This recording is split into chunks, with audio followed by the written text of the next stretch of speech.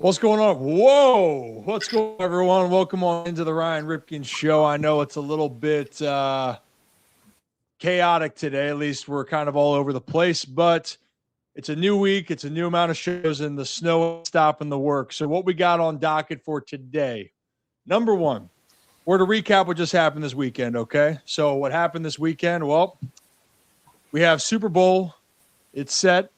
Seahawks, Patriots, we'll talk about that. There's a poll out right now that with all that weather in Denver, people have some opinions on whether or not football should be domed, especially for conference championships. We have Braden Fiocco joining us to talk a little bit of football, and he was one of the first people that said it was a slam dunk for the Ravens to get Jesse Minter, and why the Ravens still have one of the best opportunities for jobs still available. On the baseball side, look, there's still not the moves that we want. There's one move that happened in baseball, but not in Baltimore. But one former GM said it's only a matter of time till Framber Valdez is an Oriole. But time will tell. You guys know it's all hypothetical. That and a whole lot more. We'll recap you on the weekend. But I think in studio we have Brad. Brad, where are you at? There I am. Oh, my goodness. Okay, the whole crew. Did you get a White Star Sales beanie? I got to stay on brand. Okay, well, time. The whole point of this. First off, I'll get to you, Zach, in a second. Heel, Brad. Hey, how we doing? Studio good? Doing good. Yeah, studio's good. It was a crazy weekend of sports and other forms of entertainment that I'm assuming we'll be talking about. So, yeah, man, I'm excited to get started on today's conversations because I got plenty of opinions about yesterday. Dude, a ton. Zach, over under, you have shoveled 15 feet of snow. Oh, over. Not even close. Not even close. That's because, I mean, technically, if you're thinking about it, like we probably up around here got like 13, 14 inches of snow / ice. And I've just been grinding since yesterday. It has been a grind, but you know, people helping people. We do what we do. We do what we do. Yeah, Hey, I was up there this morning or I guess, yeah, around lunchtime. And it's cold. It's real cold. It's really cold. Yeah, I think the worst part of it now is ice. You know, ice, baby, Zach. You know, that's what you got to be careful of. It's apparently not going to get above freezing until after we're back from the Super Bowl. So that's nice. Apparently, there could be more snow next weekend. That's what I saw too. Yeah. Well, hey, Brad, you mentioned Super Bowl. That's right. We are going out west next week. Just as a little PSA, we're trying to get our ducks in a row for what our shows will look like. But what I can promise you is we have a lot of content that's coming your way. So should be great, should be fun. But next week, we're hitting the road Monday to Friday. We'll be out in San Francisco at Media Row. So it's going to be a good time, great time. Hey, low to mid 70s, boys, all week in Santa Clara. Hey, some would say that's ideal football weather, Brad. Yeah, they would. Some would say. So why don't we get into it? Let's get into this. So it's been decided the Seahawks are going to play the Pats. And shout out Mike Mack, by the way. Good for Mike McDonald. So Mike McDonald and the Seahawks, incredible game. You know, this was probably the game of the weekend, back and forth, highly entertaining. Some think that those were the two favorites, so that was the Super Bowl in itself. But Sam Darnold and Mike McDonald both make a statement going to the Super Bowl. It was a lot of great fun, but then, Brad, going to these comments about domes and the snow, it's because the Broncos and Pats game was such a – I'm not going to say a snooze fest. It was just hard to watch, and some people just say the game was ass. But the Pats prevailed, and now people are wondering – that kind of leads into the poll, but that's why we're talking about this, is because so many people were outraged, about that game. But they shouldn't be, in your opinion. No, I don't think so. I mean, like, some of the greatest games in playoff history were played in the snow, man. I mean, that's football. There's a reason they call it football weather. because that stuff happens. Like anything played in a dome, I just don't understand. I mean, with the exception of maybe Minnesota and Detroit, but even then you can make the argument because hey, Soldier Field and even the Bills have played out in the elements all this time. I don't understand it. I think that's just football. It's just part of it. Anybody who's clamoring for domes, I wholeheartedly just disagree with. I mean, I don't understand it at all. I mean, that's how football is supposed to be played. Period. End of story. And I think, Zach, you brought this up. People are complaining about the product. Well, look, the Patriots going into this game, their offense hadn't done much at all in the postseason. No. Denver and the Broncos, the Texans, Chargers, three defenses are very solid. Yeah. And then on top of it, the Broncos wasn't like they had Bo Nix out there. They had Jarrett Stidham, which you thought like legacy game after the first drive or so. But there was a reason why this game was also going to be ugly, regardless of the weather. They ain't playing with their guy that helped them get to that number one seed. Yeah, I mean, I was saying this earlier. I'm a very big anti-dome guy. Like, just why are we playing football in domes? Kind of what you're saying, Brad. But yesterday, there was a point in the third, like at the end of the third quarter, where I was like, why are we playing the fourth? Like, neither team. And I will say this.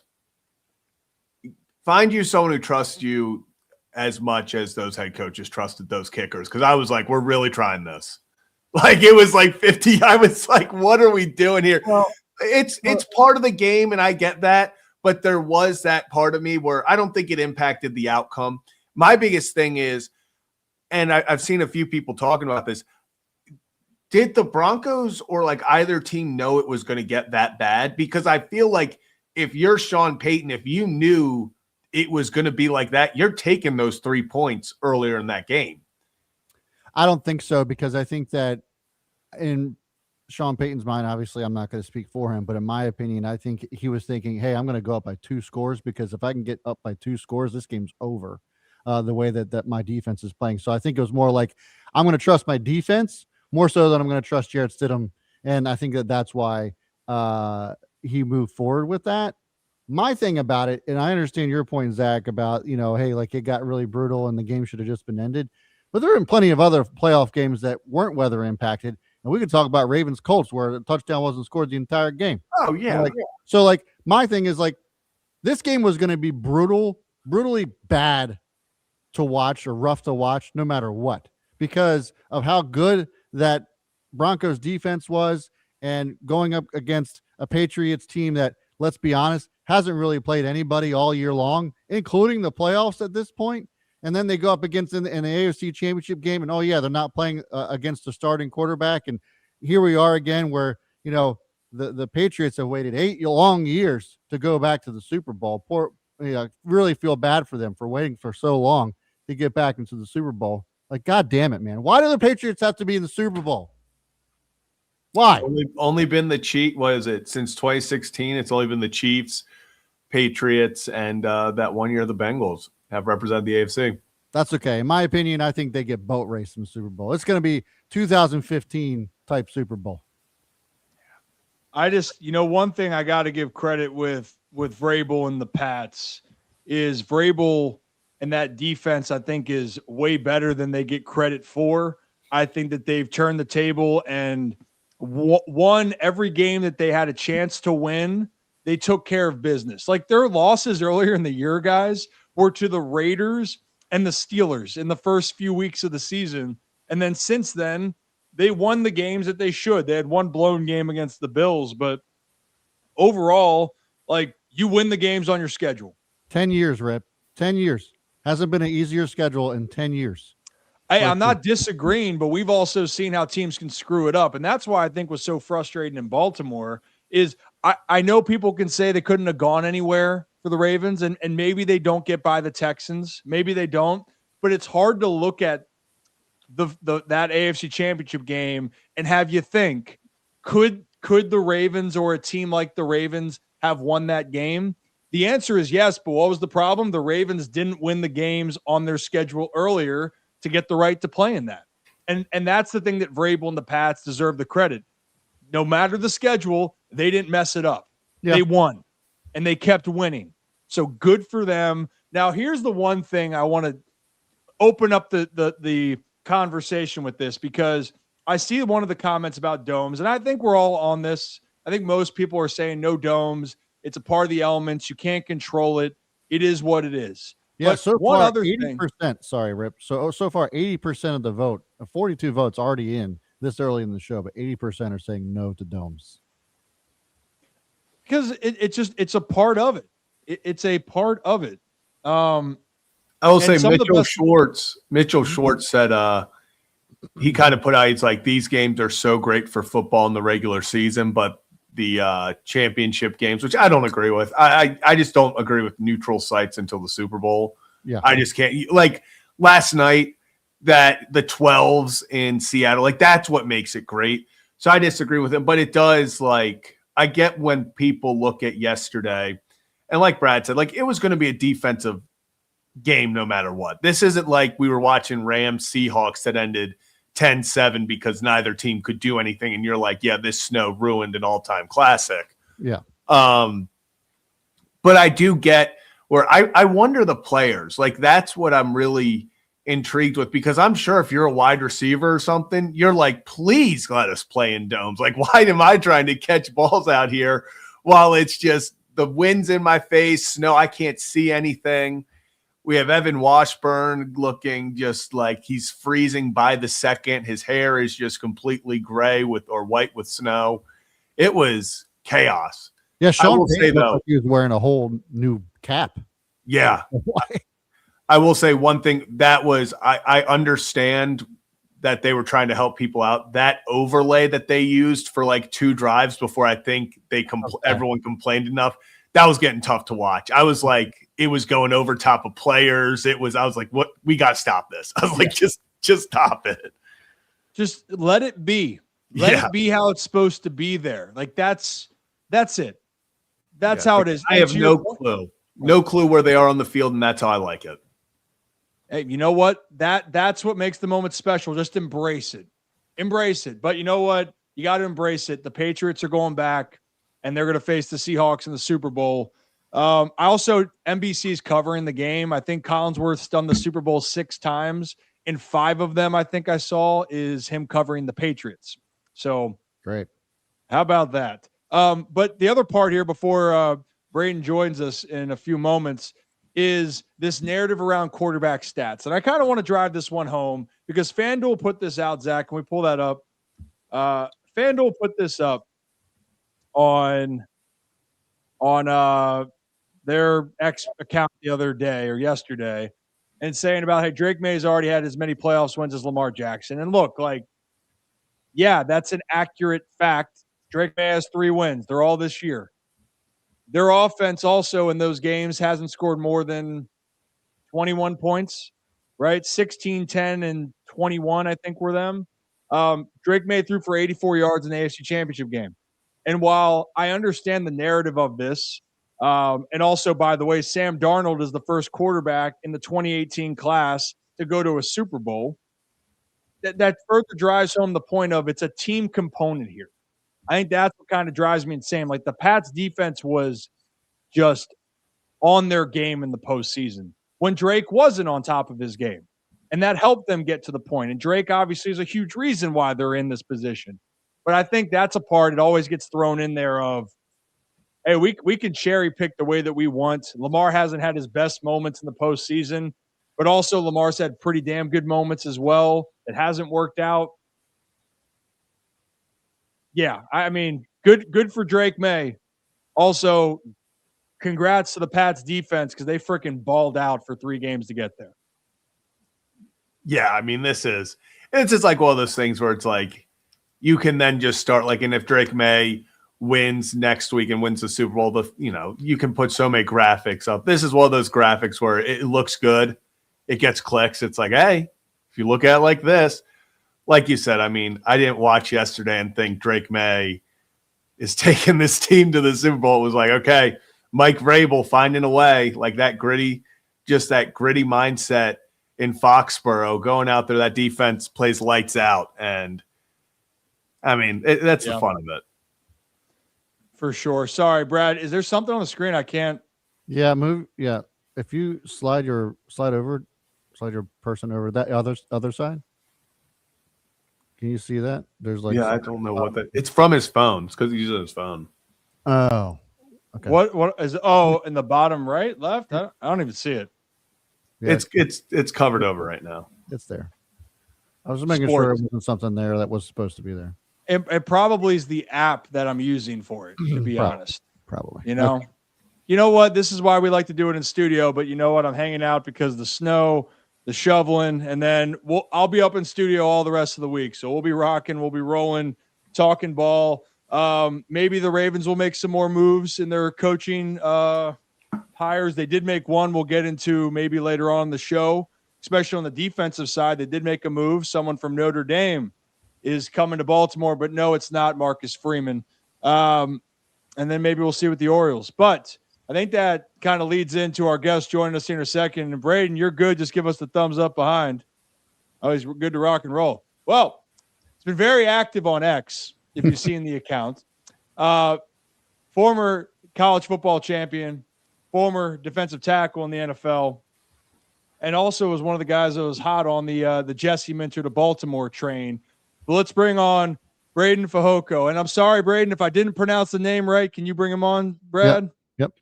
Braden, how you doing? Perfect, fellas. How you guys doing today? I'm good. How do I properly pronounce your last name? Is it Fehoko? Fehoko. Perfect. Right on point. Damn, okay. You know what? I'm learning. We're learning as we go. Hey, before we get into some of the football talk, you know, I got the baseball background, so we had, you know, coming into the minor leagues moments. Do you have any of like welcome to the NFL moment that you remember when you started off your professional career? Yeah, it was my third play. It was my third or second play of my rookie year. We're playing the Bills, and Mitch Morse is the center, old savvy vet for the Buffalo Bills. And first play I get in, I make a tackle, so I'm like, cool. Like, that's my welcome to the NFL moment. I'm here. Third play, Josh Allen drops back to pass, and I just get decleated from Mitch Morse on the third play of my NFL career. So that was kind of my welcome to the big leagues moment. And, you know, ever since then, it was, all right, cool. You got to get that first hit out of the way. So we're rolling now. Hey, you're rolling. We all have it. And it's also a humbling sport. You go out there, you think, oh, damn, I'm here. And then you might get your shit rocked the next play. And you're like, all right, damn, I got to get back at it. 100%. 100%. Yeah. Well, hey, I think you've been pretty vocal on X, Twitter, whatever you want to say. I think that's a fair statement. Yeah. One of the things to start off is you were really vocal about it being a slam dunk Jesse Minter to Baltimore. Like you thought that was going to be such a great move. Maybe talk a little bit more about why you thought Jesse is going to be a superstar, because the Ravens, their track record, they've done a good job, and everyone we've talked to thinks that Jesse has that type of trajectory to do that with the Ravens. Yeah, I've been around Pittsburgh for a long time, and I understand how Pittsburgh and Baltimore function and the way they do business. And to me, there was just no other candidate that I felt fit to what Baltimore wanted and just the historics of that organization than Jesse Minter. I think he's going to provide some juice. Not saying they struggled mightily in the defensive area the last few years, but they just kind of lacked that juice that they didn't have this year, that they had, you know, towards the latter parts of that 2023 year when they played the Chiefs in the AFC Championship game. When I look at what Jesse Minter brings to the Ravens, I think he brings energy. I think he brings young, new blood. I think he brings a type of schematics that can elevate guys like Marlon Humphrey. He can keep guys like Kyle Hamilton in the box, close to the line of scrimmage, very similar to Derwin James, what he did in L.A., having 2 all-pro years under Minter there in that system. And so he's going to do a lot of different things than what Zach Orr did. And I think Ravens fans are going to be pleased a lot, especially when he can get to his designer looks on third down, third and longs. That's where I think he thrives in, showing you different looks, and then ultimately 6, 7 down, you know, man fronts and then dropping out. Sometimes he's dropping 8, sometimes he's dropping 7, and it allows that pass rush to cook up. And so I'm excited. I love that hire for Baltimore. I'm interested to see who he becomes or who he hires to become that next offensive coordinator. As much as I'd like to, I think it's going to be Cliff Kingsbury just because of what he's been able to do. And I think that'd be a home run hire for them. However, Jesse Minter has been around a lot of great coaches. And so knowing who's given him fits as a defensive coordinator is going to play a lot into who he hires. And that's kind of what you see along the lines of whenever these guys go out and hire coaches. You look at what Robert Saleh did. As soon as he got to Tennessee, he got a verbal agreement from Brian Daboll to come down there. And but you look at what Daboll used to do to him when Saleh was back in San Fran his first time around, right? When Daboll was the OC in Buffalo, he gave them fits for days. So I'm interested to see. I'd like to see Cliff Kingsbury there. I know there's some real smoke towards that, but Jesse Minter is a home run hire for Baltimore. Yeah, I was about to say that because I think it has the tweet. If we can pull this up, Zach or Brad behind. So you had this and saying, I'm starting to get sold on Jesse Minter and that Baltimore offensive coordinator job being the best available job that isn't a head coaching gig. Now, I got to say, because you were pretty critical of Lamar. You thought at times that it would be he might not be able to win it in Baltimore, whether that's with Harbaugh, with just the structure, or maybe your belief in Lamar as a quarterback. But it seems like from your tweet, correct me if I'm wrong, then you're expecting, okay, if Lamar is going to be here, which for all reasons I believe he will. I know there's some reports out there. I would be shocked. It ain't happening. Yeah. But that's why you're saying it's the best offensive coordinator position or job available, is because of what you possibly can do with what the Ravens have with Lamar and the other pieces. Yeah, I think, Lamar kind of being hurt this year hindered him a little bit, hindered the schematics of what Monken wanted to do. I thought Monken was a really good coach. I thought he was one of the best at attacking different parts of the field through the air. Wasn't a big fan of Monken's run game, though. I thought he could use Linderbaum a lot more on the edges, pulling him more than he did. He did pull him. He did move him around. I think that's such an underrated weapon for Baltimore. I know when I was playing in Pittsburgh, he was the guy. He was the crucial part of that run game. It was Tyler Linderbaum, and he was going to lead that front. Whoever their next OC is has to not only incorporate that run game, but you have to work Derrick Henry as a workhorse back. I love Keaton Mitchell. I think he's an explosive back. I think he can provide you with a nice 1-2 punch behind Derrick Henry. But Derrick Henry is Derrick Henry. You're going to run Derrick Henry till the wheels fall off, and whoever that new OC is has to believe in that mantra. With touches of Lamar getting a share of those carries. I think when Baltimore is at its best is when the defense has to respect Lamar as a runner. When you respect Lamar as a runner, that opens up so much for just everything in the back end for him in the passing game. And you kind of saw a little bit of that Pittsburgh game, that week 17 game, Sunday Night Football. I saw Lamar as a passer, and I loved a lot of what I saw. But you also saw Pittsburgh respecting him as a runner as well. And it opened up so much. I mean, you looked at that first, third down where Pittsburgh zero pressured into that I forgot who was that receiver who I don't want to disrespect him, but I didn't know who that receiver was who caught that first touchdown. I forgot his name. Tez Walker. Yeah. Tez Walker. But the reason the Steelers bought zero pressure is because they did not want Lamar to run with the ball. They didn't want him getting out of the pocket, and that's the respect you have to give when you play a team like Baltimore. So whoever this next OC is, and I'm kind of rambling here, but he has to incorporate the run game a lot by, bleeding the wheels off of Derrick Henry and then incorporating Lamar as well. And you're going to have so much more open up, and I'd like to see Baltimore get a bona fide receiver one. I love Zay Flowers. I think he's a really good player. I just would like to see them get a bona fide X receiver. Mm-hmm. I think that's going to be one of the many storylines. But you mentioned Kingsbury. I think that the three and Zach, maybe you can come on and tell me who's the other one that's popping up right now with Joe Brady interviewed. What? Kingsbury and Joe Brady. But then they just asked for permission from the Lions. From the Lions, yes. I mean, I'm curious. What did you not like specifically about Monken's run game? Like what was something there? I mean, obviously a good game plan is. Have you ever seen the movie Kicking and Screaming growing up by any chance? Yeah, you ever Will see that? Ferrell. Yeah. Yeah. Great So movie. what was the philosophy? Pass it give the ball to the Italians. Yep. You know, for the Ravens, it's like, hey, give the ball to Derrick Henry. That ain't a bad plan no matter what. Yeah. But there was moments where it was, I mean, this offense was one of the best offenses statistically the previous couple of years. What did you not like then with how they did it in that run game? What do you think someone else could do better, like a Kingsbury or a Brady that could come in? You know, I thought the way Monken dressed up things, formational, personnel, situational runs, I thought it was very vanilla. I thought it's very predictable. Whenever Pat Ricard was in the game, whenever Pat Ricard motions off the ball and he motions one way, you knew that toss was coming, right? And still, right, everybody has tendencies. You still have to stop it. Derrick Henry, once he gets going, it's still hard to stop him. You saw that against Green Bay. Green Bay couldn't stop a nosebleed that game, right? But you narrow yourself down, right? When Keaton Mitchell comes in, you know Keaton Mitchell isn't running in between the tackles if he is getting the ball. You know it's going to be an outside run.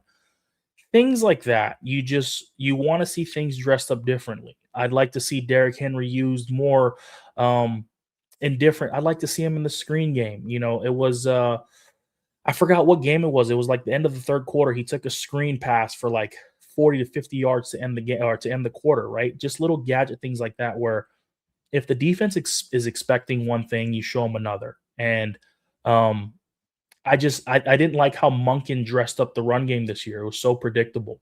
It was very leaning Ronnie Stanley run side, heavy, right? If they were going to run to Ronnie's side, if Pat Ricard motioned over to that side, you knew the run was going that way.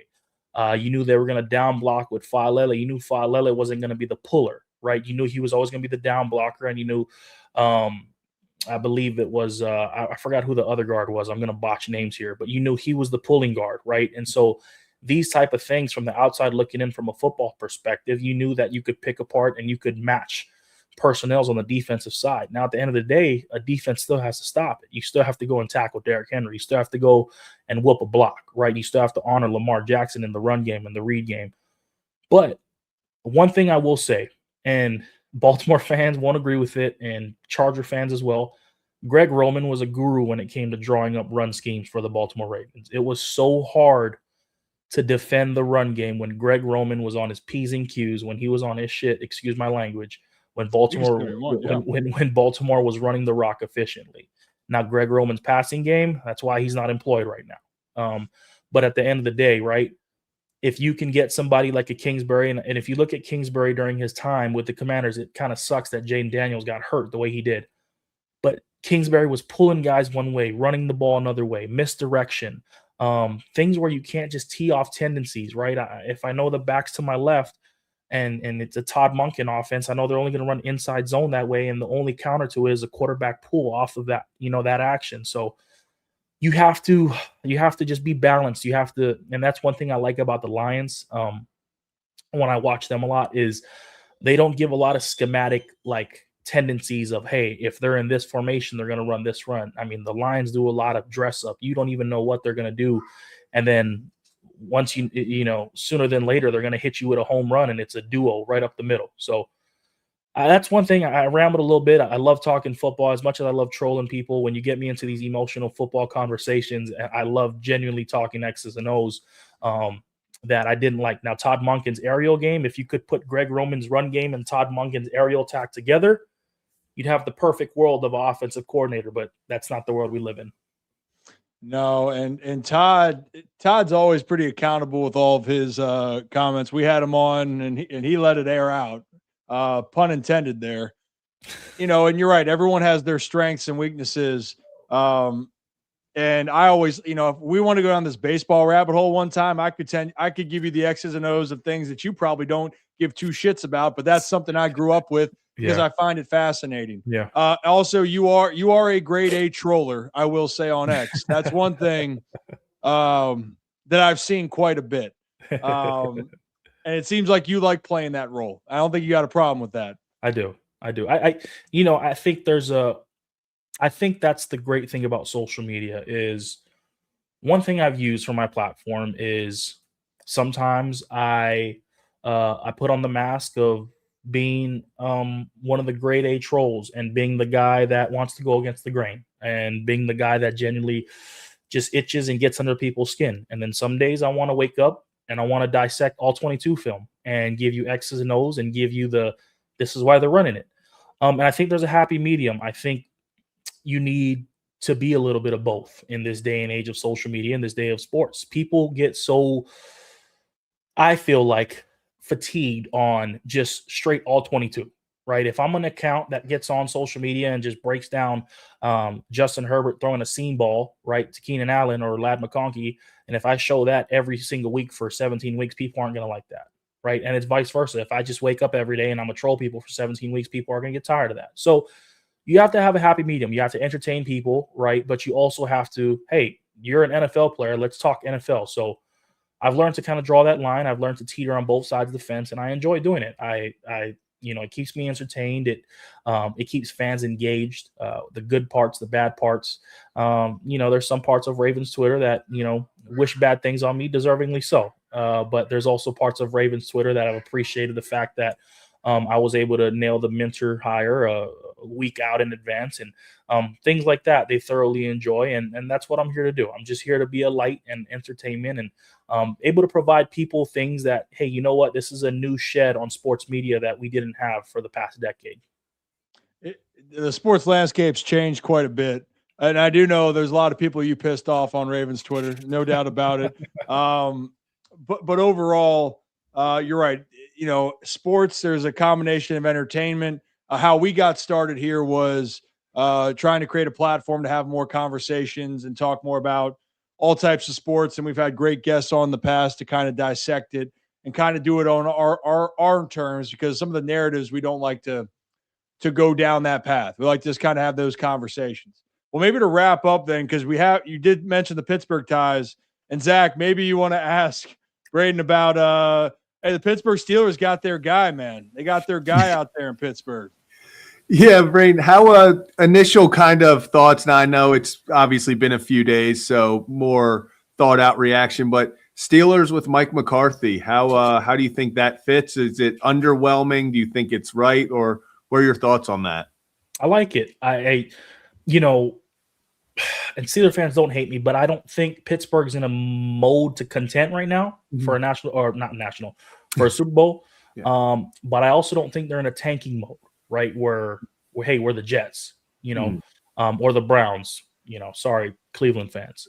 But I just think that Pittsburgh's in this like middle ground, right? Do we either, go here or do we go here? And just the historic franchise of Pittsburgh, you're coming off of Mike Tomlin's legacy. And so he's only won game. So they've kind of stayed middle of the pack, but they've kind of stayed above that, for his regime.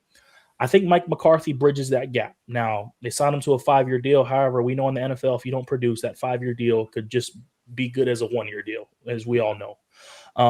But I think it's a good hire. I think they needed new offensive juice in the building. I think that Mike McCarthy brings this new he brings structure first and foremost, but he brings this development to quarterbacks that they haven't had. And, even Mike Tomlin having Big Ben was Big Ben when he got into the league. I think we all can just agree with that, right? Tomlin hasn't had a track record of developing quarterbacks. Now, when you talk about rush linebackers, when you talk about defensive linemen, defensive guys, Mike Tomlin's track record through the roof.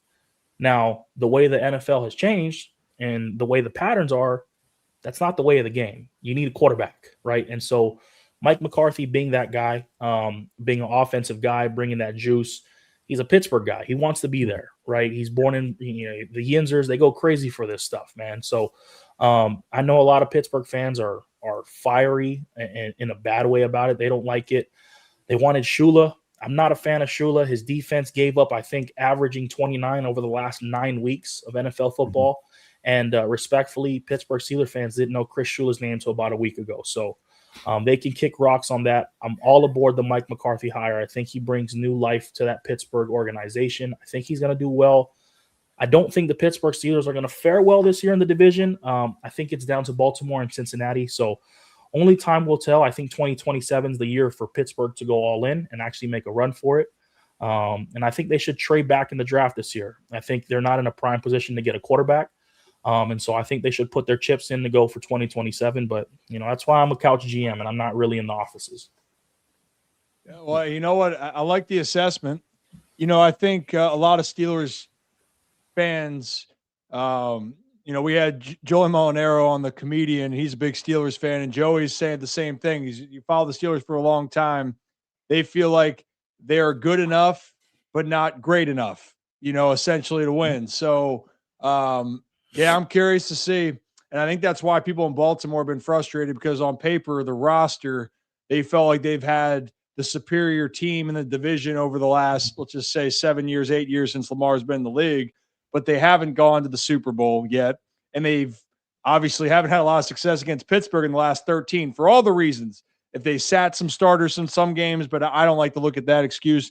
They're 3-10 in their last 13 against Pittsburgh. And that's more of an indictment that Pittsburgh knew how to play against Baltimore, and Baltimore didn't do enough to win those games. So, we'll see. I'm really intrigued now of you talking about the offensive coordinators. Now my brain's gonna be spinning. Before I let you get out of here, just for some fun things, you mentioned the story getting into the league.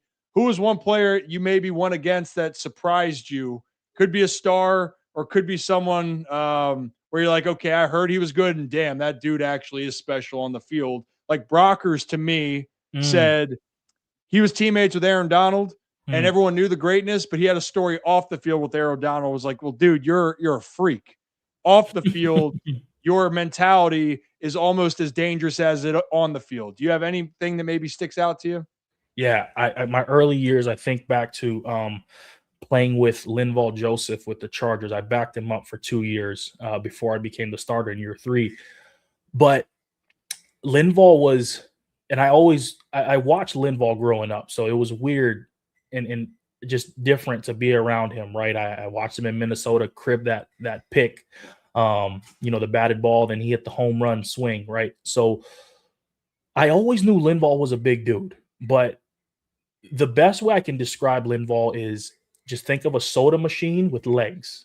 And if you ever had like a soda machine jam up on you where you hit it whenever it doesn't hit it did dispense your soda out, right? It's stuck, but you feel that sturdiness from a soda machine, like that thing isn't going nowhere. That's how Linval Joseph feels whenever we'd lift together.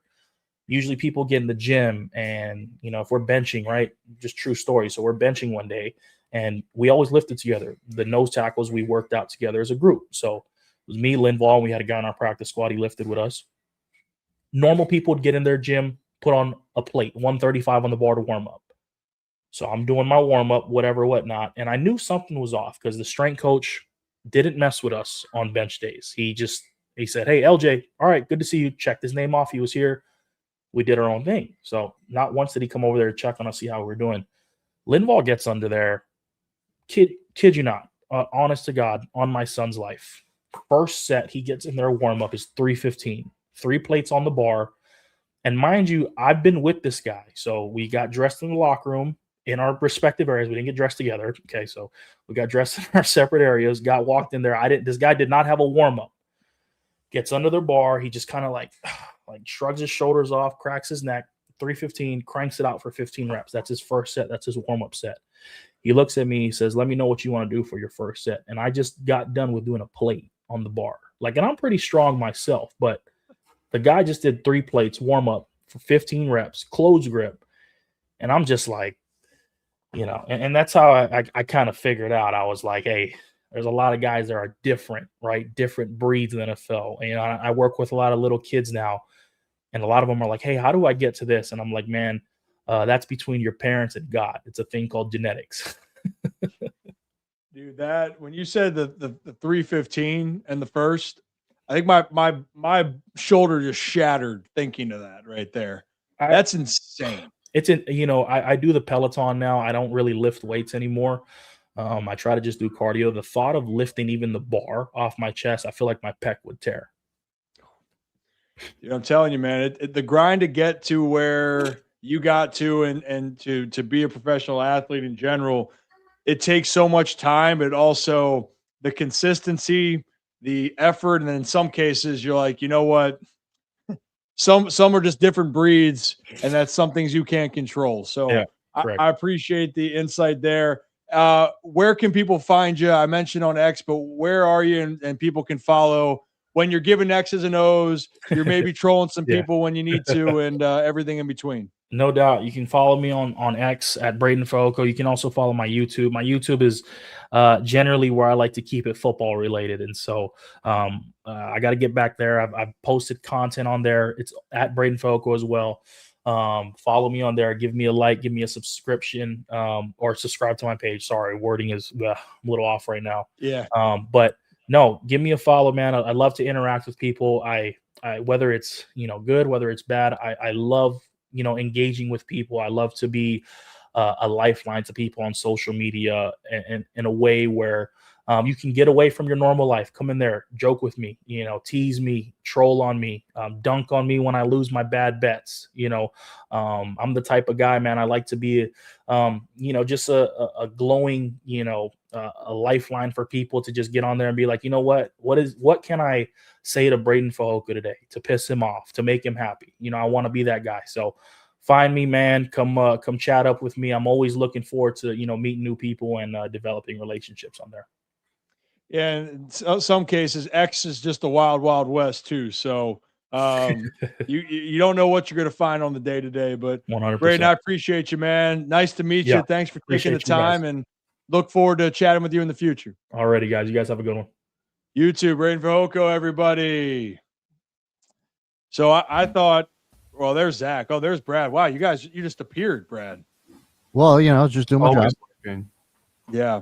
Hey, I got to say, it is interesting, when you have the personas of what you see on X at times, and also you can see the conversations of now like all makes sense. When you see the analysis, I go, okay, I understand his thought process.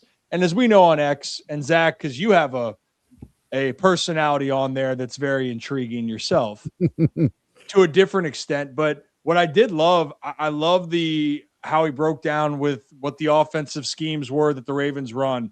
I thought it was really interesting him talking about Greg Roman and Monken. That's something I didn't see from that lens. And the Cliff Kingsbury, he's not the only one that's talked about how genius Cliff is as an offensive guy.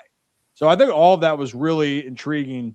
I'm really curious to see what that next step's going to be for the Baltimore Ravens. Yeah, I do think that, like, he said it perfectly with if you combine Monken and Greg Roman together, it's the perfect OC. I think if you combine those two, like, there's no stopping that offense, whoever that is being coached. So I couldn't agree with that more. The Cliff Kingsbury take, I'm still just like, I don't know, man. I mean, we've talked about this quite a bit. It's like, I could see it going out really well, and I could also see it turning into big disaster. I just don't know how Lamar would get along with that and his scheme. Maybe if we only took Jaden Daniels' rookie season and was like, oh well, that's what it's going to look like, then I'd be okay with it. But we've seen Cliff in Arizona with Kyler Murray and D-Hop when D-Hop was still balling, and like that they didn't go anywhere, and then it just kind of exploded in his face. And then I'm not quite sure if I would be comfortable with the Cliff Kingsbury experiment in Baltimore. Go experiment somewhere else. Let's get somebody who is a proven guy and could actually do something with this offense rather than, potentially wasting another year of all the talent that we have on that side of the ball. I think that's the biggest fear, Brad, right? Is can the Ravens use their talent, whoever they're bringing in, right?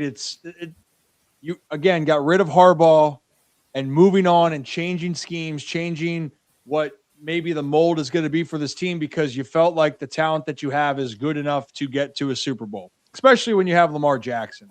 Yeah. And Zach, like that's where it is right now. I don't know who the right fit is. I know the recent report is Scotty Montgomery, Lions assistant head coach and wide receivers coach, is now being interviewed for the offensive coordinating job for the Ravens. So that's another guy that is being brought into the equation. But regardless of it, I would even argue it's not even just about the regular season. It's when you get to the postseason, the identity of what you have. Can the Ravens make plays defensively? And can their offense be that piece that can just, lay that foundation on, because it's been one or the other in the postseason for the Ravens. It's defense isn't forcing the turnovers, and if they play well and they're not forcing the turnovers, it's the offense has an underperforming moment. But you see these teams, Mike McDonald and the Seahawks, ferocious in the first game, and their offense was solid too. And this last game, Sam Darnold played arguably his best game as a pro, given the magnitude of it. And I think for Baltimore, they have those recipe and pieces to sit there and go, this can be, the Ravens can be like the Seahawks. They can be better than the Patriots. It should happen. It just hasn't. I mean, I would put it like this. We just talked about both head coaches this year are teams. Obviously, the Seahawks have a fantastic offense, but it's two defensive head coaches. Last year, if you look at the Super Bowl, yes, Jalen Hurts, Saquon Barkley, A.J. Brown, all of them, fantastic. The story was the Eagles' defense. The story was never last year, not once. It was actually how bad the Chiefs' offense was, but that defense kept them in it. The furthest the Ravens ever went in the Lamar Jackson era, 2023, it was their defense. And then they go out there and they would have played against the 49ers, who it was their defense. It's funny because we look back and we think about, it feels like it's such an offensive league, and offense. You got to score points.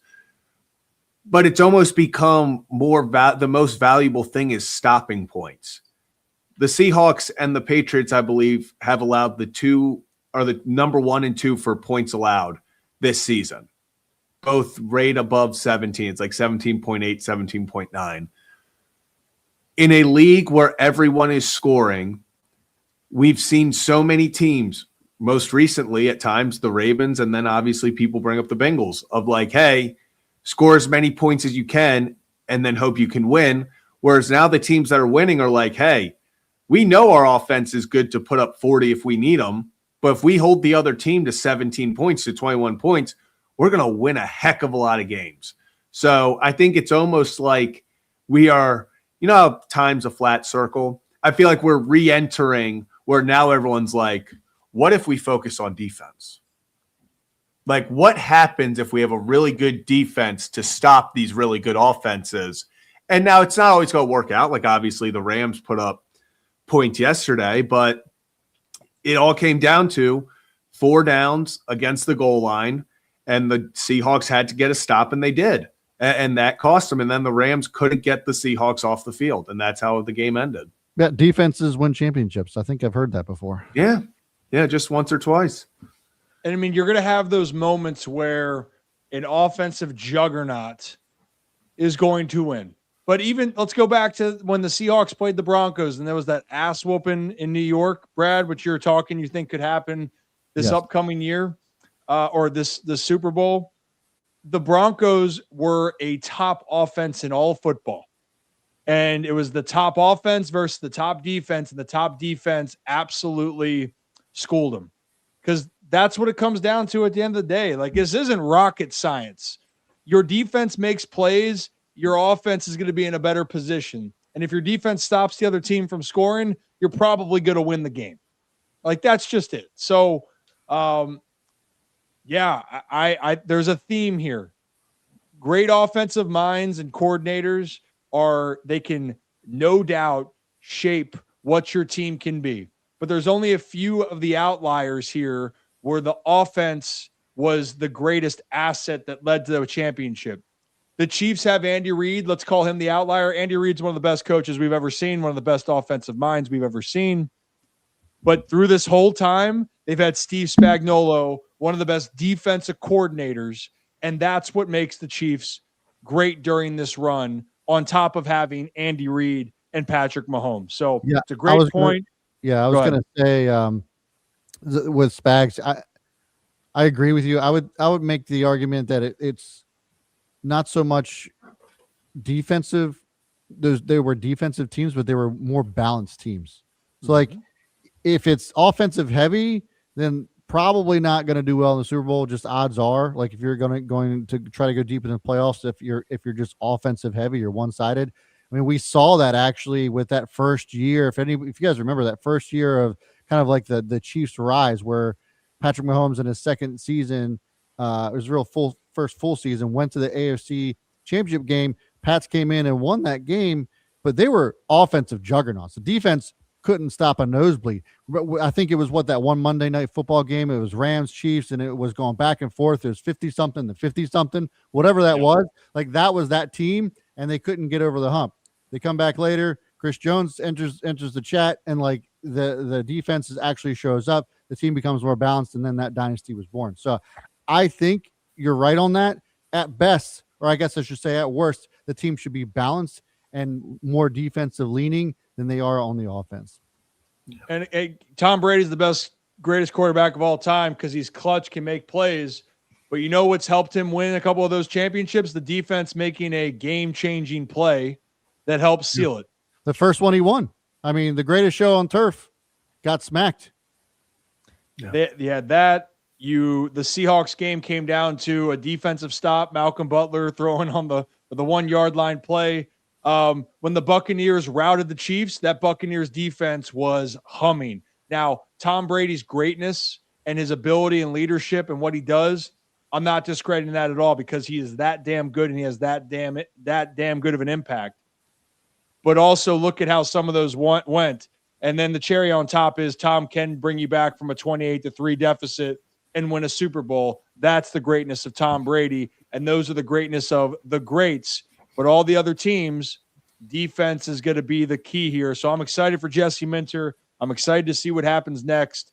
And the Ravens, it's a nerve-wracking chapter, but an exciting chapter. And if you're new to the channel, hit that like and subscribe button. Ryan Ripken Show. We're live Mondays through Fridays from 3 to 5 p.m. Eastern Time on YouTube, X, and Facebook. And also, you can listen on Spotify and Apple and wherever you get your podcasts. That will be available after the live show. It will be uploaded there. Just make sure you hit a follow button for us, subscribe, leave a review. It helps us continue to grow, and it's already been a tremendous start to 2026. So we thank you all for that. But Brad, we had one poll out about a dome. I think you got another fun poll out here right now. Yeah. So poll is right now, it's not sports related, but it is snow related. What is your preferred drink of choice when shoveling snow? Is it water? Gotta stay hydrated. Hot cocoa, always a good classic. Beer, you could just shove that beer right in the snow as you're shoveling along, keeping it cold. Or is it some sort of liquor-based drink? Whether it's, whiskey, Coke, something like that. What say you guys?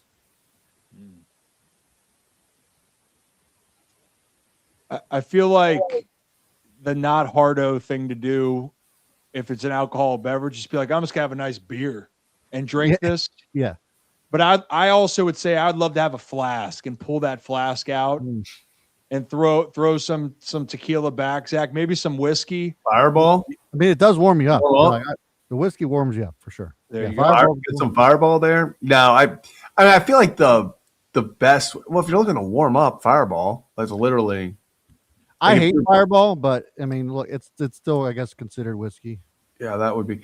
I feel like hot chocolate is like the ease into it. Like it's just like a nice cozy. Like I'm grabbing a hot chocolate while I feel like that's like if you're trying to really warm up, like physically warm up. But that's more of an after. Is this like during or during? Yeah. Let's just stop you right there. You're acting like, let me get by a cozy fire and let me get some hot chocolate. Well, I'm saying after. That's why it says it during or after. No, it's during it. You're out there in the tundra. Yeah. Then probably, yeah. Like if we're doing that, then probably more like a whiskey or something that like in a flask. Yeah, you're not drinking, but I'm saying like if I have to go out in the cold and I'm coming back in, I'm getting some hot cocoa. Should we get your slippers too? Yeah, bring them all. That's the whole point. I'm not out there grinding for no reason. There's levels to this. It's a whiskey Coke for me. Whiskey Coke. Just something like it's got to be liquor because like that's what's just going to keep me warm. Keep the blood flowing. Probably not, but it works out in my head. It's whiskey Coke, something like that, while I'm shoveling snow. My flask for me. Flask, get there, because then I feel like, let me take a break and then let me take a little swig here. Yeah. And be like, damn, that's good. Sip and smile. And then you keep rolling. So hey, the hot cocoa thing, by the way, I want to just point this out, Zach. it's great for after. I remember when I'd go skiing, you get back to the lodge, it's nice. And especially when I'm like, 10 years old and I'm not allowed to drink alcoholic beverages, it's even better. No, hot cocoa never goes out of style. And actually, I did drink. I did drink an energy drink when I did finish. Of course, you did. So This man's we're gonna get a phone call from someone because Zach has had a heart attack of all the energy drinks he drinks. Yeah, although trust me, I've cut down a lot. Back in college, I was probably having 500-600 milligrams of caffeine a day. That's insane. Yeah, it was crazy. Now So I'm down bad. to about 250. That's so bad for you, bro. Oh yeah, it's horrible. But Well, most of our audience, I guess, either don't want to be judged or are way healthier than we are, because 42% is in the lead with water, and you guys are absolutely insane for that. I don't know what you guys are. I mean, water, fine, stay hydrated, but like, unless you're out there shoveling for 8 hours, like, I feel like it's just a pastime. Get a good alcoholic drink while you're out there shoveling snow. yeah, water. I feel like water is just because that's like super cold after, and like if I'm not like if the a cold like alcoholic beverage that's go warm you up is one thing. I feel like then you're just like now inside is getting cold as well. Like you're making everything cold. So another part here, I understand if you're like cold to your core, Zach, but at the same time, like I would go in and have a nice coffee. Like if that's the case, like I don't really, iced coffee is great at 15 degrees. But now but are you drinking that outside? No, if I'm outside, Zach, I'm either eating. We just had this argument. No. But this is okay. No. No, okay. So we're getting a little off track here, and we'll get back. We'll rein it back in. But my point here, Zach, is okay. Hear me out. Is hot or cold? If you're going inside after, this is after. I think it's your preference, right? If you're going to be like, oh, burr, I'm cold, I need to heat up. Well, good. Have something hot, okay? But you might not. I'm usually sweating my ass off coming inside because I've been shoveling.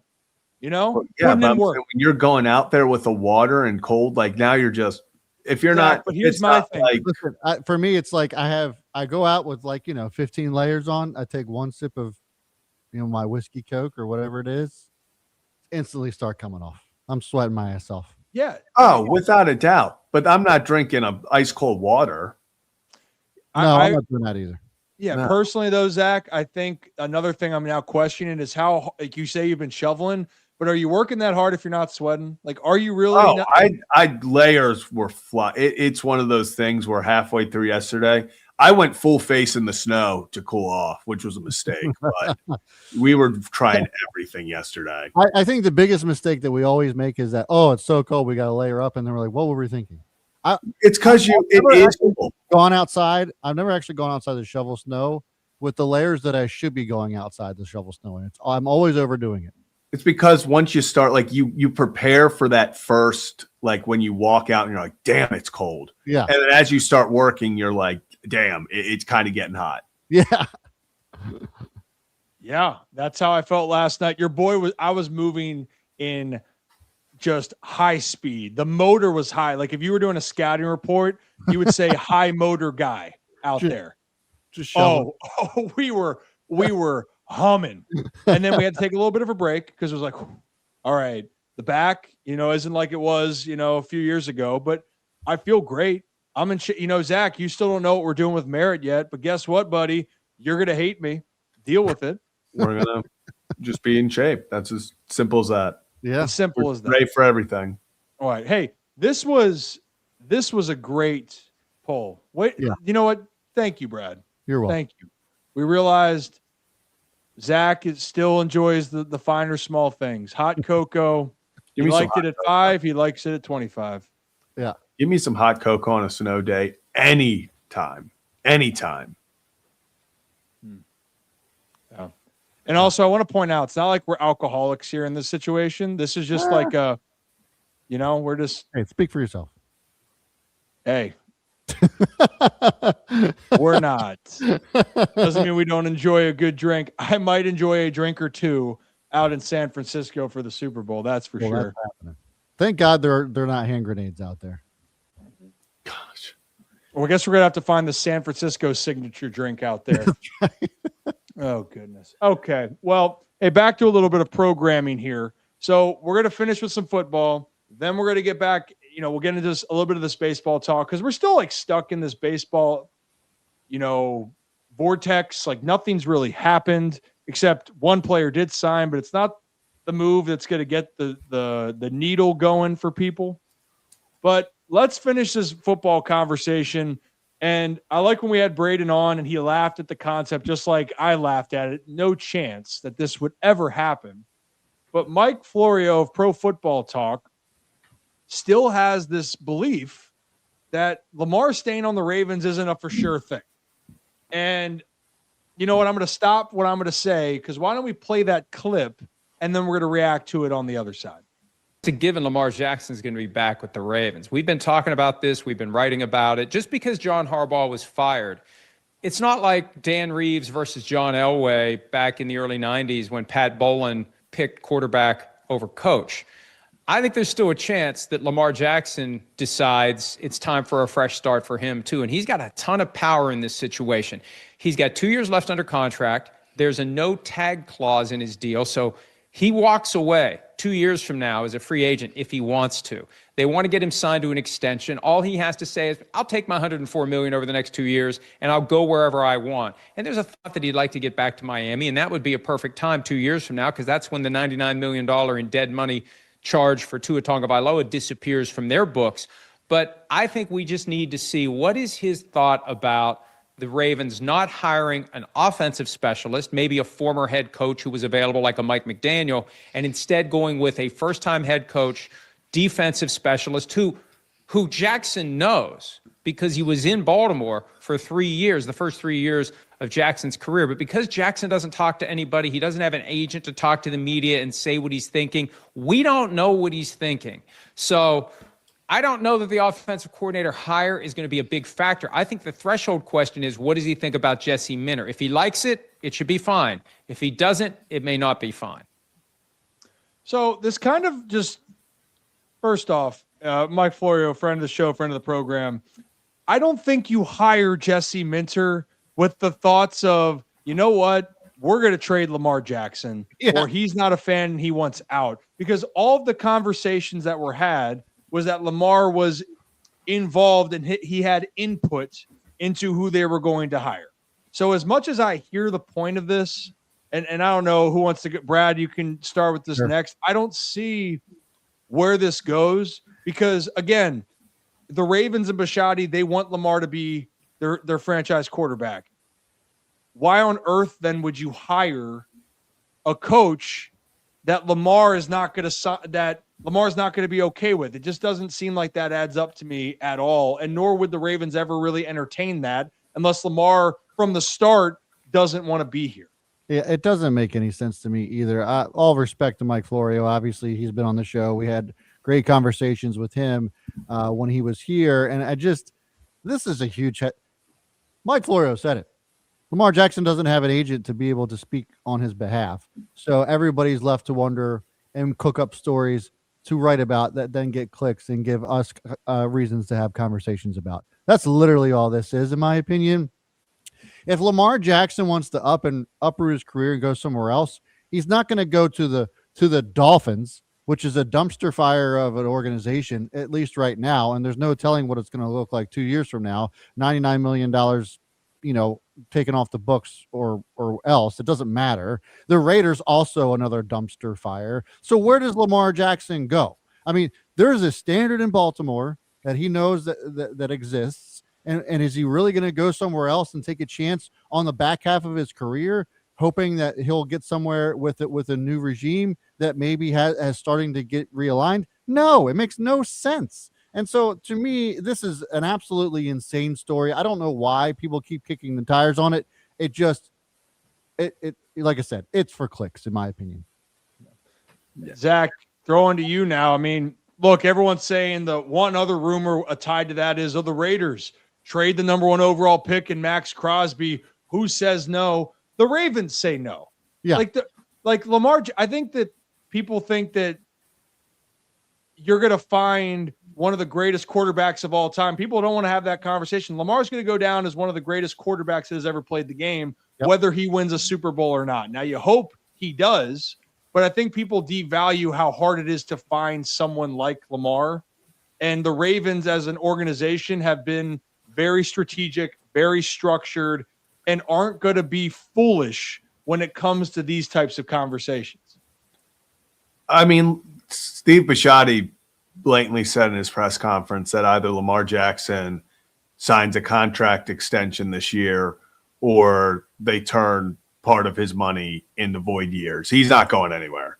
Now, in 2 years from now, we could maybe have a different conversation if things aren't going well with Minter, something like that. If maybe the team's going to then 2 years from now is 2 years from now.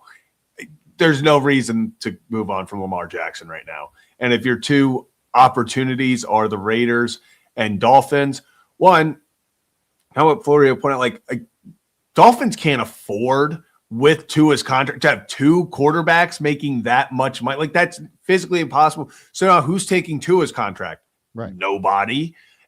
Okay, so the Raiders, are they giving up the number one overall pick in a team that really around him, you're giving up the number one overall pick without a team that Lamar would make them good, but Lamar probably with that roster, you're hoping at best 9 wins, and that's not winning the West. I mean, that you're still the fourth team there. Mm-hmm. Okay, so does that make sense for the Raiders? Not really. And they're going to be like, okay, yeah, we'll give the first overall pick. That's where it starts. It starts with the first overall pick. Then we're talking other picks, players, other things going into that. It doesn't make sense for the Raiders or Lamar to do that unless the Raiders are playing a 5-year plan with Lamar Jackson, before they get good in year 3. We're officially in the offseason. Every offseason, Lamar gets traded somewhere or hypothetically demands something, or the Ravens and Lamar just hate each other suddenly. It's every rumor.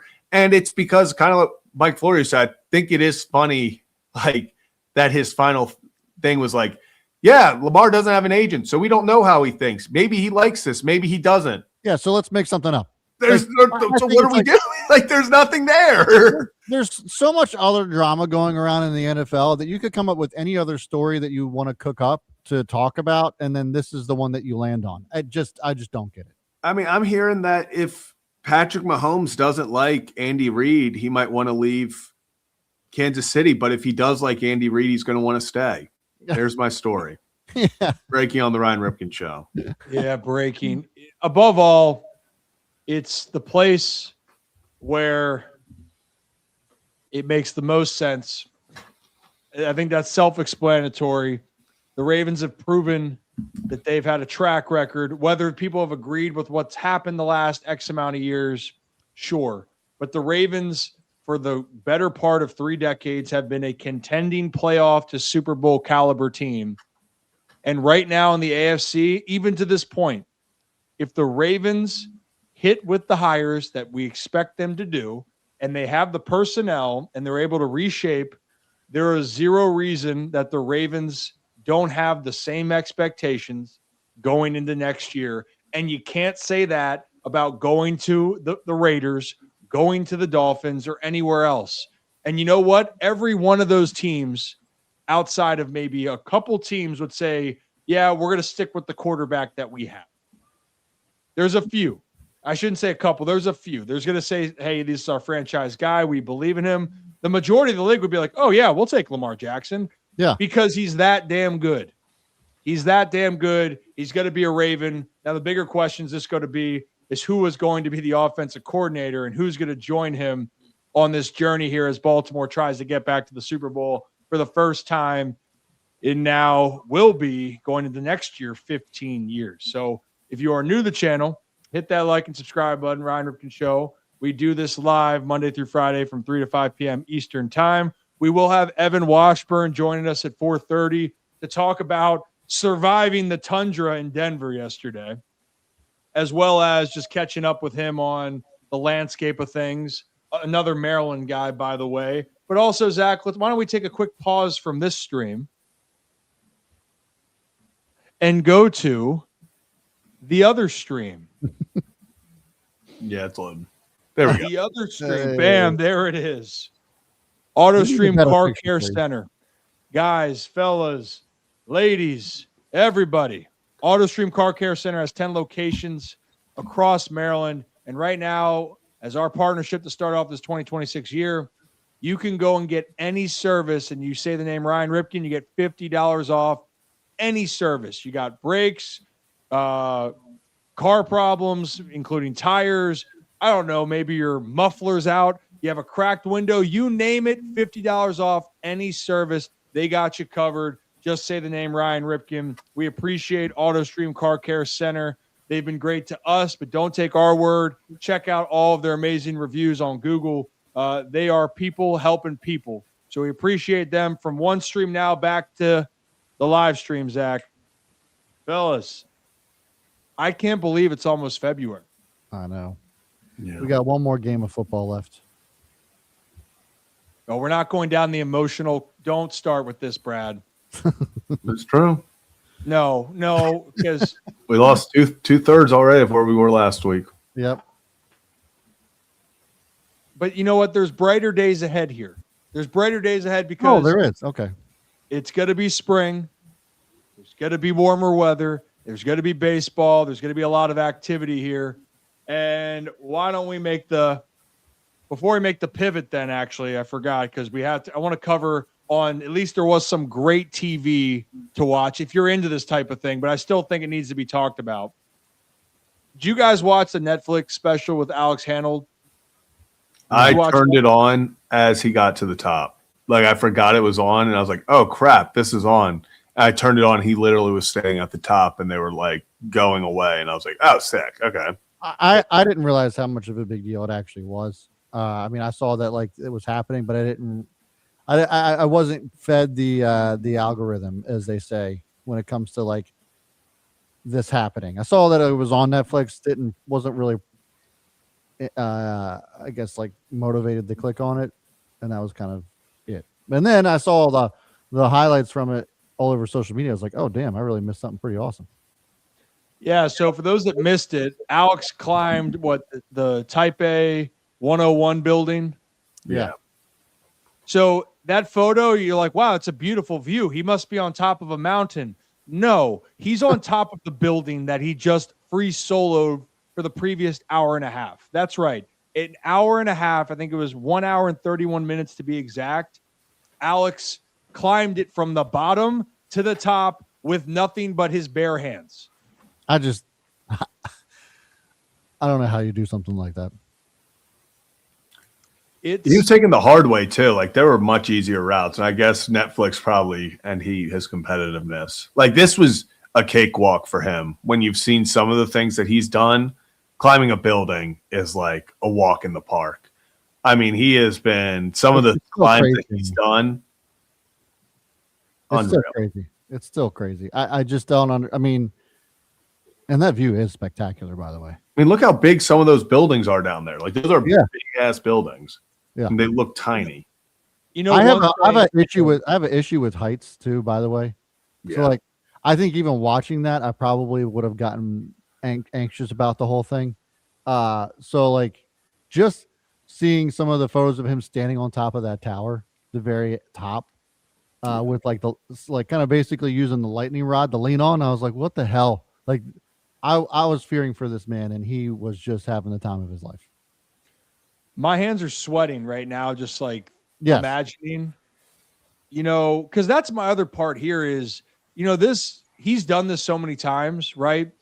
But it's one mistake away from life or death. Like, it's not like, oh, well, you fall and everything's okay. No, one mistake, and that's it.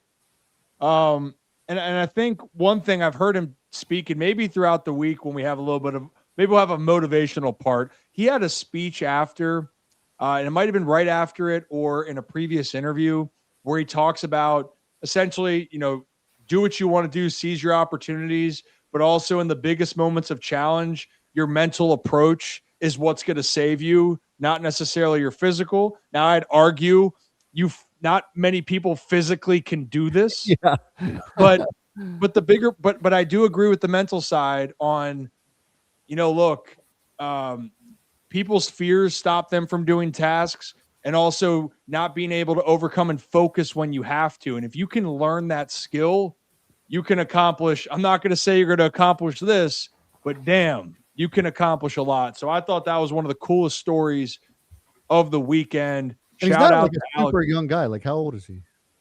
Oh, good question. Yeah, He's probably like 40-ish, 40s. He looks like it.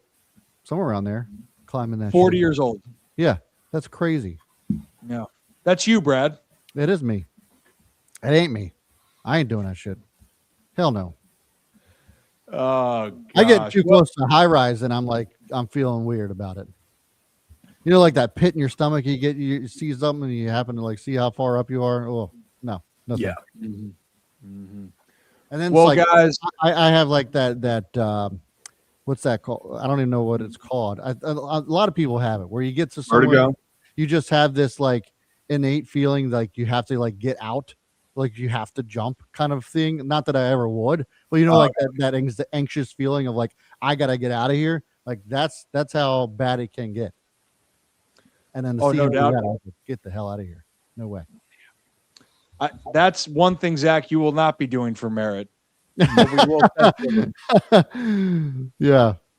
Well, fellas, why don't we now, before Evan Washburn joins us, why don't we take our quick trip around Maryland here as we get on over to the baseball side? And Zach, over under 3 seconds. Boom. There it is. Beautiful. Around Maryland, brought to you by our friends over at Next Move Charm City and the Belanger team at Lone Depot. Shannon, Brett, Rich, appreciate you. And if you are looking to make your next move, whether that be city, suburbs, or shore, make the right move with Next Move Charm City. So appreciate them, guys. Still, there's just not a lot to talk about down with Maryland and the Commanders. And I know people have actually asked me to talk about the Caps more than the Wizards, which we can, but they're not technically, in Maryland. But hey, you want us to talk about it? We can dabble a little bit. Sure. But the main topic right now is still around what is going to happen next year with the Baltimore Orioles. And there was a move today. Harrison Bader is signing with the Giants. So don't get your hopes up there. But that's one move that's happened. That's an outfielder off the books. But that's not what everyone's looking at. They're looking at when will Framber Valdez sign? And is that going to be in Baltimore? Well, Jim Bowden was on Foul Territory today to talk about this whole situation and him saying that there's still an expectation where he signs, but Framber Valdez apparently has to come to terms with what the deal is going to look like. So let's play that clip for you. Kind of fascinating watching Framber. Of all the free agents out there, he's the one that's it's kind of puzzling how he doesn't have a home yet. Now, when I talk to GMs throughout the sport, everybody over the weekend kept telling me he'll probably end up in Baltimore. Everybody thinks he's going to end up there. But we're kind of waiting on Framber to understand that the offers on the table is all he's going to get. Like, there's not going to be more money. There's not going to be more years. So why wait longer? I don't know. But I will say this. He fits with so many teams. The problem is a lot of teams don't want to spend the money. He fits for the Giants. I mean, to put him at the top of the rotation with Logan Webb and Robbie Ray makes a lot of sense when they're trying to get a wild card spot. I think he fits with Detroit because I think eventually they're going to have to trade Skubal between now and the trade deadline. The Phillies, I think, after losing out on Bichette, why not try to get Valdez on a short-term deal to replace Ranger Suarez, because you don't know for sure what Wheeler's going to look like coming off the IL. You don't know if Nola's going to have a bounce-back year, if Andrew Painter, another year away from Tommy John, is going to live up to the potential. So it's a fit there. And Atlanta was kicking the tires on Valdez as well. So those are kind of the 5 teams that I keep hearing. But everybody in the industry thinks eventually he goes back to Baltimore. But they're kind of downplaying it too. They're like, you know what? Zach Eflin's, the last medicals on him were really good. We feel good about our 5-man rotation. But I still think probably, Scotty, that's the spot he ends up based on what everybody's telling me. All right. So I've told you guys this. Nothing surprises me anymore in Major League Baseball. And when everyone thinks they know it, it doesn't happen. But why it makes sense is because the deal that Framber was hoping to get numbers-wise clearly isn't there. I think that is a very fair assessment.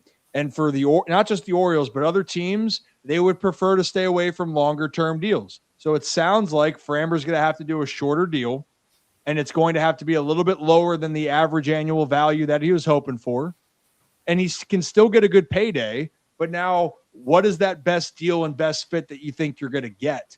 And look, these teams have to make the choices. I've told you guys this. This is 2 weeks away from pitchers and catchers reporting. No team wants to go in not knowing if they're going to add a piece to their rotation or not. And all those teams could make a move. I could see it to an extent. I'd argue, guys, and this might be unpopular with Baltimore Orioles fans, whether the Orioles sign Framber Valdez to me to start the year isn't going to make or break what their focus needs to be going into the season. Their focus needs to be getting this team on the right schedule, getting guys acclimated and comfortable, because you made a ton of moves, and winning the offseason doesn't mean you're going to go and win the regular season. Go look to last year. The Mets, arguably, they had a very interesting offseason. Big splash with Soto. They made all these trades at the deadline, and they imploded. The D-backs made moves last year. They didn't reach their goals. They missed the postseason. So while, yes, of course, it would make a lot of sense for the Orioles, it would make a lot of sense for other teams in the part of this.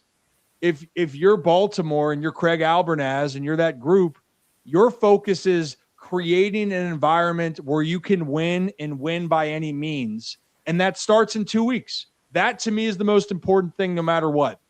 But I do think this Framber situation has to be figured out, whether that's in Baltimore or not, Zach. I think that this is just – it's baffling in some cases it's taking this long, but at the same time it's not, because as much as people want to say the thing with Framber last year didn't matter with his catcher, it 100% mattered. And it also mattered that the Orioles aren't the only team that's had these reservations, because if it was the case or wasn't the case, he would have signed a big deal and it would have been a month ago. But here we are, January 26th, recording this, and he's still a free agent. You a Boris client, by the way? No. Okay. Just curious. No.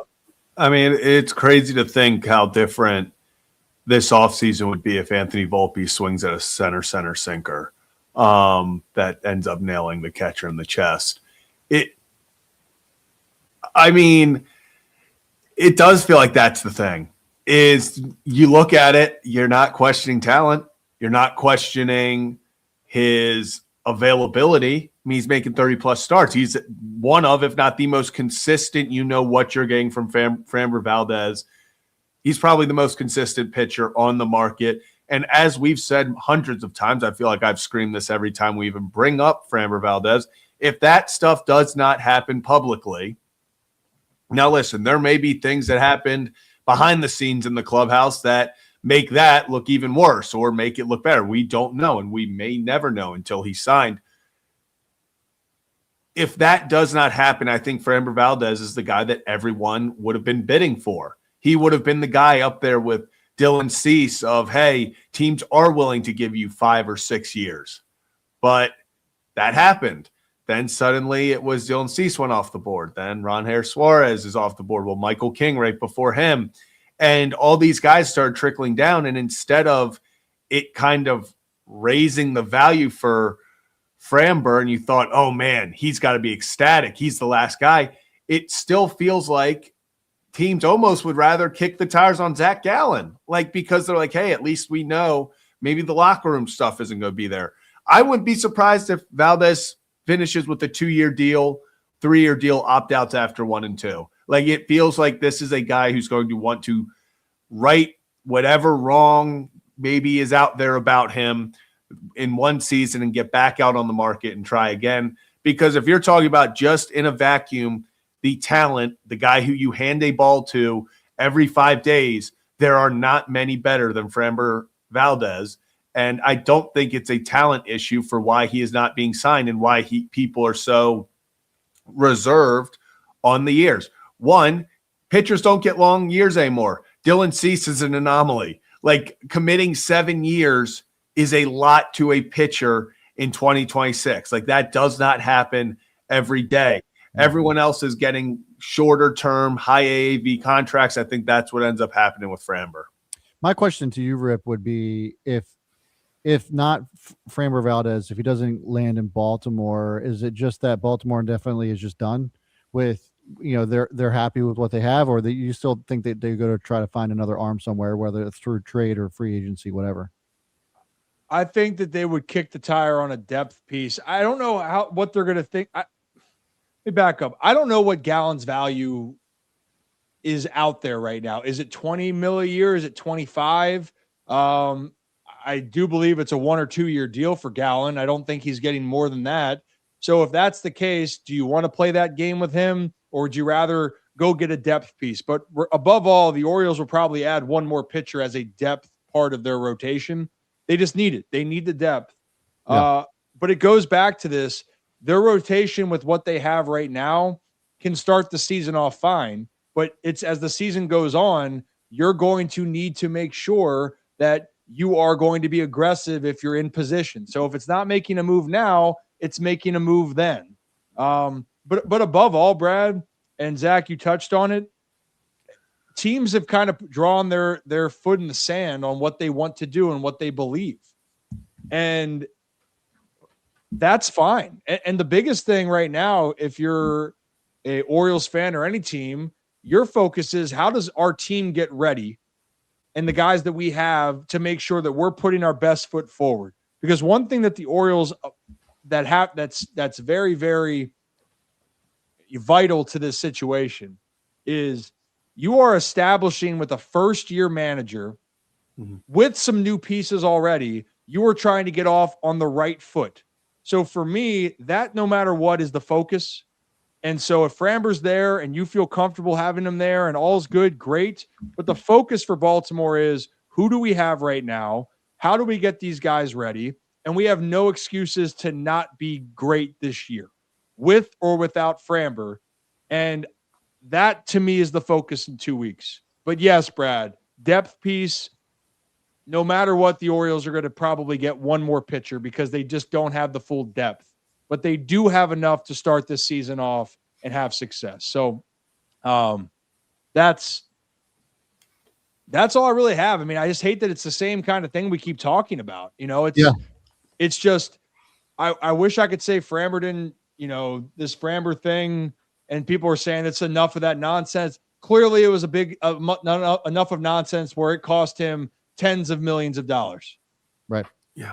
And years in contract. And years in the contract. So that's all I have with that. But hey, guys, if you're new to the channel, hit that like and subscribe button. Ryan Ripken Show. We do this live every Monday through Friday right here on YouTube, X, and Facebook. And we'll see what happens here. As soon as this ends, probably we'll get breaking news. Some news breaks, yeah. Always. Well, I think we have Evan behind the screen. Evan, whenever you're ready, you just give up a thumbs up when your camera's set up. Just give us a thumbs up. Oh, he's ready to rock and roll. There we go. I didn't even realize. I guess was it yesterday? Was Sunday yesterday the AFC Championship game? So he's defrosted by then, I guess. Well, he's back in town, so Evan was just there. But let's bring on CBS reporter Evan Washburn. Evan, you there? I'm here, guys. How you doing? I'm doing all right. Can you hear me okay? I got you. Can you hear me? I can. I mean, I'm surprised, man. You don't look frozen today. Yeah, well, it's funny. I'm home and I'm back in Baltimore and I am frozen because I have to deal with our whole driveway here. Oh no. Dealing with this whole mess. So into my driveway freezing, but I'm glad I made it home. Well, hey, I appreciate you taking a little time. Maybe describe the elements there. It looked a little Blizzard-esque there. Was that one of the most chaotic championship scenes you've seen from a weather standpoint?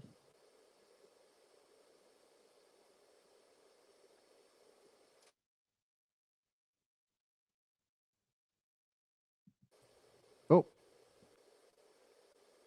Ryan, you got me now? I was losing you guys for a minute there. Yeah, can you hear me? Yeah, better. Yeah, I think I heard chaotic championship games is the question. Yeah, chaotic and weather. And the weather. Yes. I would say that it was the most surprising weather factor of a game, because usually you have a lead up of weather reports that give you an idea of what's to come.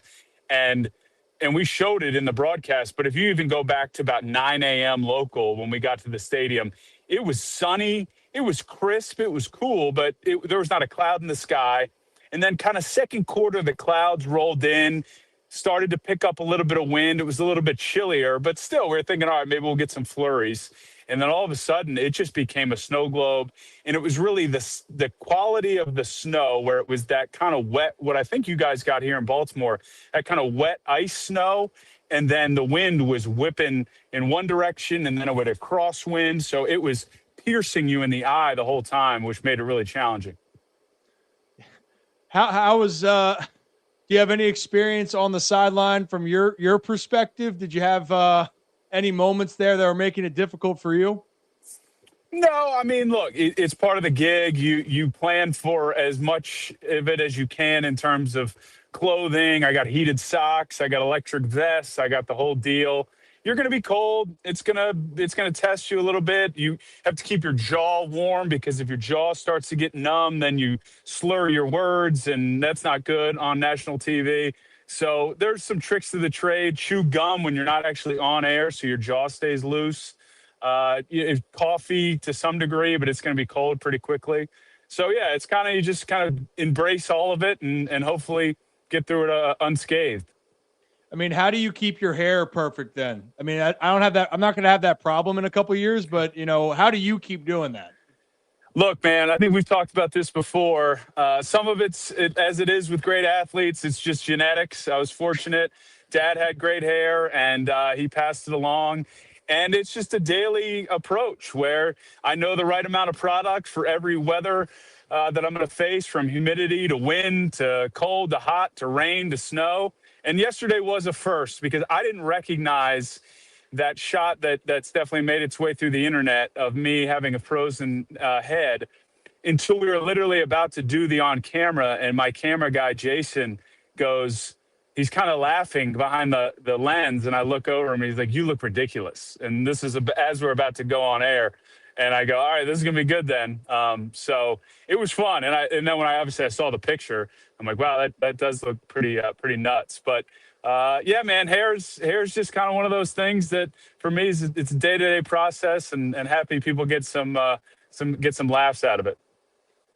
Well, on the field then, real quick, Evan, the debate actually, which has been flowing besides, the picture of you, has been that some people think that this game and the weather dictated the outcome. And some former players were like, this should be in a dome. This was too much. Now I'd argue, going into this circumstance, the Broncos not having Bo Nix was a bigger thing, regardless of if the weather was there or not. And the Broncos had a chance to take points earlier in the game, and they chose not to, right? But from your mind, do you think that the NFL will look towards trying to make the game less weather-based? Or do you think they're going to say, no, this is what's made the game of football so brilliant? But I didn't think it was a debate. That's why I want to bring it up to you, because that's been circling a lot more over the last 24 hours. I did see that. I hope not, because it's my favorite weekend of the year. I've done 4 Super Bowls, and that's not a flex, but it's just to give the idea that I know what it's like to be on the sideline for those games. It's an incredible honor. It's a cool, huge spectacle, and we all feel that. But if you want like the true best atmosphere, it's an AFC or NFC title game in a home venue, because you have 80% that fan base.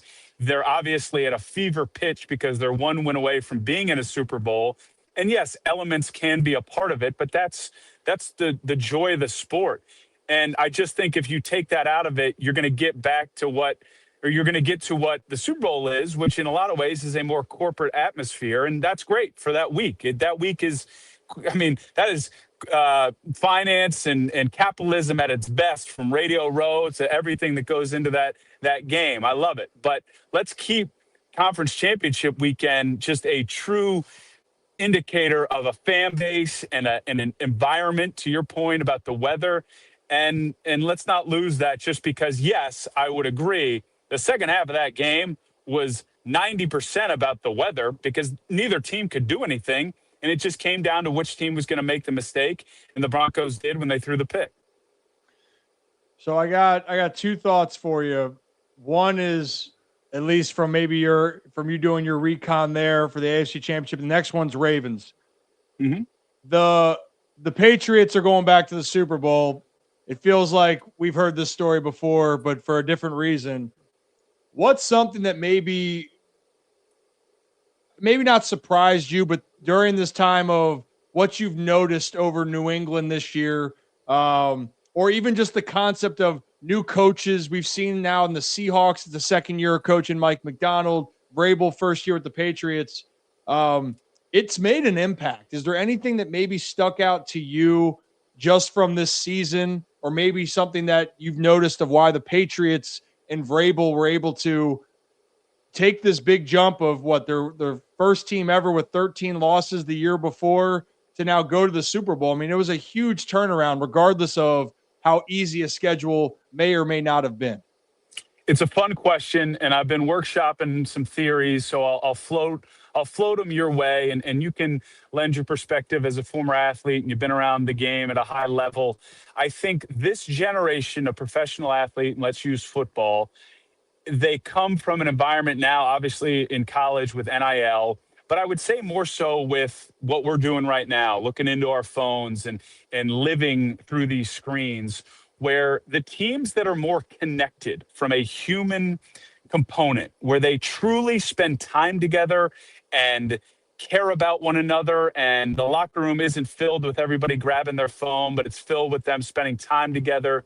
And yes, you have to have a really good quarterback, which Sam Darnold is. Drake May could be an MVP. I don't think he'll win it this year, but he's shown he's that level of player. You have to have some of the basic tent poles in terms of talent. But what I know about Seattle and Mike McDonald in year 2 and Vrabel in year 1 is that they both built two of the most connected teams. And that's the word you'll hear when you spend time in their building. You talk to them, you talk to the players, they're connected. And yes, some of it is the slogans you'll see on a wall or on a t-shirt, but they really live it and breathe it and believe in it. And I knew Vrabel had that in him just from seeing what he did in Tennessee. The Mike McDonald thing, I think, caught me off guard just because he was so subdued in Baltimore. Everybody respected his schematic acumen, but what he showed after 1 year in Seattle, and I remember having this conversation with him a few weeks ago. We had him a game in Carolina. He said after year 1, he basically goes, I got to completely flip this upside down in how I'm approaching building the culture within the team and how connected they are. And he made some changes. He made some changes to his staff, obviously personnel. John Schneider deserves a ton of credit as well. But Ryan, I really do think this generation of athlete that's coming into these leagues, and let's just stick with the NFL because that's what I know. If you can grab them and get them away as best you can, look, they're still going to have their phones, they're still going to be doing their thing, but if you can get them to, when they're in that building, when they're on that practice field, when they're on the road in a plane or in a hotel, you get them buying into being together, believing in one another, counting on one another. That's where I think you start to see the magic. And because in the NFL, the margin is so slim from being a team at the bottom of the division and the top of the division. So some of those things, I think, make the difference down the stretch. The word connection is vital. You know, we just talked about Albarnez here for the Orioles, going to be the first-year manager, and a big thing that he's considered to say is fit, culture, creating a unit that can go out and have success. And the teams that are the most connected typically are the ones that can battle through the most adversity and can get rolling. Then I got to ask you then real quickly, the Ravens now made a big change, and they're going to have a culture shock in some cases because it's an unknown with Minter, but the Ravens as a structure, as an organization, have been rock solid for the 30 years that they've been in Baltimore. Your thoughts just real quickly on what Jesse Minter and this hire could be for Baltimore, because they're going to be looking for a similar thing, bringing a connection, but also then getting over the hump to get back to the Super Bowl.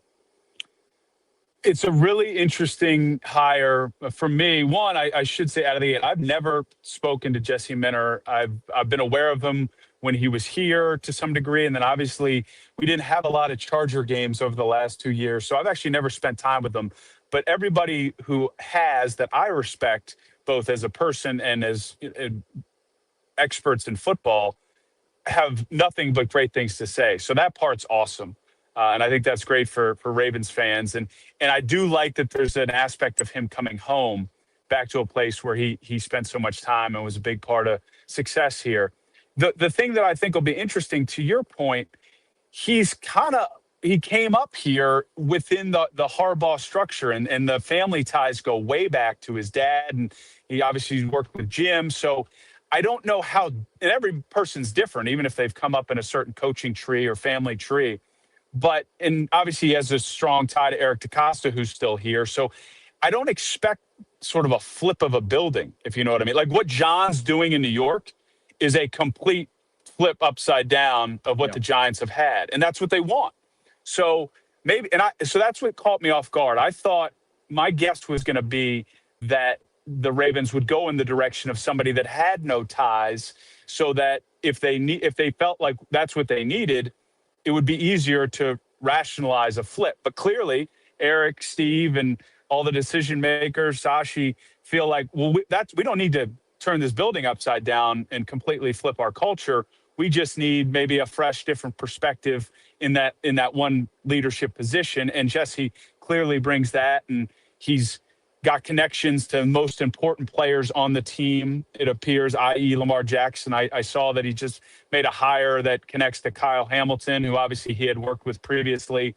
So look, if you take care of the big dogs in that player side of things, then you're going to be in good shape. But I'm interested. I'm excited to get to know him. Hopefully, obviously being in the area here now, because it's still a team that, with the right tweaks here and there, should be right back in the mix next season. We hope so. I mean, that's the goal. You only move on because you felt like you couldn't accomplish the one goal, and to get back to the Super Bowl. So expectations are going to be sky high, and they should be in the conversation, but time will tell. Have you had to shovel any while you've been home, or you've been okay? Yeah, I think I lost you when we were doing our first intro because we were having some connection issues. So I'm in my car right now. I was freezing yesterday, as you visually saw from my hair, and now I'm in my driveway shoveling this bad boy down, and it's rough. I mean, look, you're here, it's the snow. It's like you got to break it up to then pick it up, which is tough. But this is what we got to do, Ryan. It's not all the glamour of being on CBS doing AFC Championship games. It's about what you do when you get home. It's the day-to-day grind, my friend. It's the day-to-day grind. So Brad had a poll out here earlier about if you wanted to, tap off, a celebratory, like, hey, I shoveled, or I just need to hydrate. You can have a beer, an alcoholic beverage, a water, or you could be like Zach and get like a hot cocoa. Is there anything that you're like, what, I just shoveled, I put in some work, and you know what, I'm going to celebrate with something? I think you go beer. Yeah. Because you're cold, but there's something about, it's just similar. But honestly, I'm not that cold. I was sweating because there's so much work to pick this stuff up. So hot cocoa would probably be number 2. I'd go beer, cocoa 2. I'm just not like I think I wish I could say like, oh, a nice bourbon, because that sounds cool. But I think if I was being honest, it'd be beer, cocoa, and then, that's probably where and then a glass of water. There you go. So, because here's the thing, like maybe it's just the season then of playing, and my bad influence was my father, but getting a little shot of tequila or bourbon, I'm like, I got my flask, I'll pull it out there, and I feel like I'm doing that's a different story, or maybe I misunderstood it. Are you saying like amidst the shoveling, I take a breather to have a drink, or I'm done and I'm going? Yeah. So the poll was actually while you're shoveling during. That's a different. Yeah. I'm with you then. I think I like tequila. I'd go tequila then. I'd get a nice what's the añejo tequila. Ooh. Wait, so have we talked about that before? Then, so you like añejo? Is that your favorite of the tequilas? Did I lose you? Am I back? Evan, you there? Hello. Lost him. Brad, you there? Yeah, I'm here. Dang it. I was waiting for him to answer. Did you hear me ask the question, though? Yeah. Cool. Hey, you know what? But the His one thing connection is, was a little off. but clearly, hot cocoa is not number one. He did say number 2. So He did say it was For number post. well, that's Okay, what I said post 2. I said for me it would probably be like a beer or something if I was going. But no, post. Oh. I don't know what Ryan. You're good. Keep going. I'm texting Evan. Oh, okay. I was confused, but when we got the real close up of Rip, I was like, We started getting underneath of his nose. It was a little. started getting a little worried there. No, that was cool. I love Evan. It's always. I mean, it's been probably a year since we've talked to him, but it's. Yeah, I was gonna say it was a year ago, pretty much. Gosh, more. I think it was like almost It before. was when the bar first came in.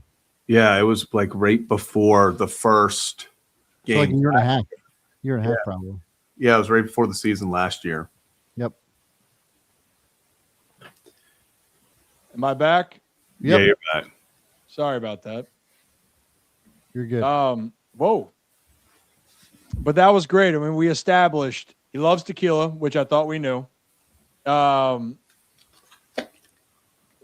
Water is dead last in this conversation. Which I yeah. Thought we all agreed on that. Which is so funny because everybody in the poll, that was their first choice. I'm like, what are we doing here? You know, hey, we're all about hydrating. It's not that you don't mix in the water, but like that's not always fun. No, that's not part of shoveling snow. No. And you know, heard that thing, Zach? That's the thing. You're shoveling, you're getting hot. In my mind, yeah, let me go get some hot cocoa. That will really eat me up. Telling you afterwards, you know, after getting inside, got some hot cocoa. You just haven't. You're not a real cold weather guy. You don't enjoy some nice hot cocoa. Buddy, I mean, I did. And then I was able to, you know, had tell a you little right now. hair growing the peaches, and I got over 21. And you're like, You got a hot cocoa, doesn't matter. If you're sitting there after being in the snow, it's iconic. It's like peanut butter and jelly. I'll tell you this: I'm absolutely not a cold weather guy, and still just gonna yeah. do what I gotta do. Different than cold weather. This is like this specific storm is so much more. This isn't just the usual like we got 3 or 4 inches of snow or like we got a dusting. This was things are shutting down. Yeah. Yeah.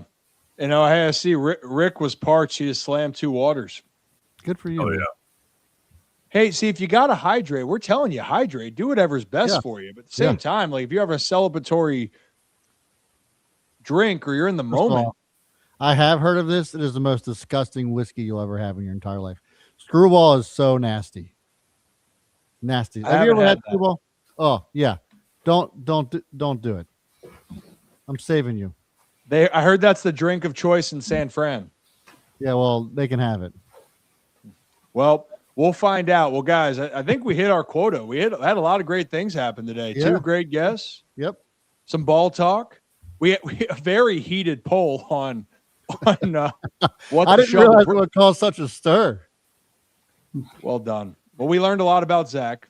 And Oh yeah. yeah. I'll stick by it. I'll stand on that. Hot cocoa after being in the snow doesn't matter. Cinema. Well, guys, tomorrow we'll have the show 3 to 5. It's every time you show up, we're gonna have guests. It's kind of like that's what's happening here. I almost want us to figure out like the motto of the Ryan Ripken show. Tune in because you never know who's going to join. And I'll be honest, today for channel members, I wasn't even sure who was all joining until right when we were starting up the show. So, I didn't know that Evan was fully available. I texted him. I said, "Hey, dude, you're coming on?" ? It's like, "Yeah, I just got home." That's cool. And he just got home. So, any other thoughts, Brad, Zach? Did you guys see Ryan get tased? Yeah. Did see Ryan get tased? Yeah, It was hysterical. That was the greatest middle school basketball game of all time. that was crazy. I didn't see that. One sec. You know, I thought you were like saying something about there's a Ryan account on Instagram where it's. This is a middle school basketball James, game. go get Jim. And then So hold up. I'll put the sound on it in a second here. And then obviously everything starts getting wild. And then I think this is where it starts. Yeah, I was trying to figure out like what prompted him to get tased because I don't know, but here we go. Then the commentator this is cinema. You can't get this. This game is over. And they just tased dry. This ball game is over. The crowd erupts. When they tase Ryan, the crowd erupts. This ain't Ryan's first time being tased. who's Ryan? He's the guy that just got tased. He's Yeah, a but coach. like, what's his role? No, I I think have he's. no clue. I think he's a coach. If I saw the context correctly, I think he was like the coach of one of the teams. They just tased Ryan. No, they just tased Ryan. It's a middle school basketball. It was a middle school county championship basketball game. Wild. I Yeah, don't it think was- we're ever going to see that again. The A-team championships at Knott County Central High School in Where's Kentucky. the Kentucky? Yeah, that sounds about right. I was Gosh, gonna guess West Virginia, but that's something. You know, I've seen a lot. I've heard a lot. that checks out. They That tased. This game's over. that was. I love the announcer the whole time just keeps on saying, he's like, they got to end this game. You can't keep playing this game. And then they just tased Ryan. Insane. A lot. I was just thinking. Last thing is today is today the Oyster Shuckers Day. Oh, it is. I got to text them. Yeah, happy birthday, Kevin. Kevin Ostreicher, Kevin Oysterstrucker. Happy birthday to Kev. I thought maybe he might pop on, so I was waiting to see if he'd pop on. Yeah, it's usually like him to just He didn't pop on. invite himself to the show. So happy birthday, Kev. He's a good kid. He is working around the clock. And the last thing to close it out, guys, Mo Gaba's birthday. Yeah. So here was one thing from Trey Mancini. I'm going to play that clip. Oh, hey, by the way, he just got signed a minor league deal with the Angels. Yep. Oh, see, I was about to throw that next, but perfect. We're on the same wavelength here. Whammy. So here is Trey Mancini, newly signed to a minor league deal with the Angels, but here's Trey Mancini on just his bond with Mo Gaba. Maybe. Under. Is it We got nothing. is it not popping up? It's Oh, going. your We're internet. now. We're now. Your internet sucks. It was it was real nice. Whatever it was. Did it pop up? No. Really? Yeah, really. Connection with Mo There we go. is There so we go. special. Do you see it? Yeah, it's up now. Okay. Mo is the most amazing person I've ever met, genuinely. The kindest soul I've ever encountered. He embodied everything that a person should aspire to be. In the face of the cards that were handed to him, he always had a smile on his face. He was always worried about others and more concerned about others than himself. And it was evident the first time I met him that he was like that. You always seem to stay so positive. How do you do it? Every day when I wake up in the morning, I always feel like I'm gonna achieve something that's pretty cool. So I just think positive.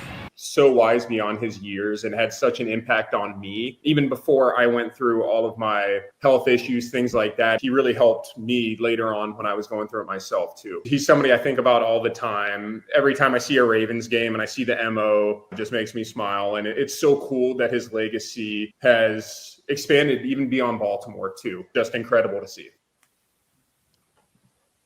It is incredible to see, and may he continue to rest in peace, but his legacy lives on in Baltimore. Mo has left an impact on a lot of people in Baltimore. So happy birthday to him. And that will do it for this show, guys. We are back tomorrow, and we're going to keep rocking and rolling. Brad, do you want to hit the music? Ooh.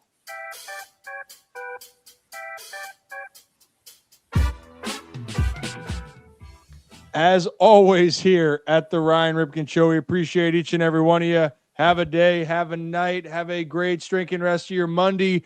Be careful out there shoveling snow. And then when you're done, enjoy your favorite beverage and then come back and join us tomorrow right here, Ryan Ripken Show live on YouTube, X, and Facebook.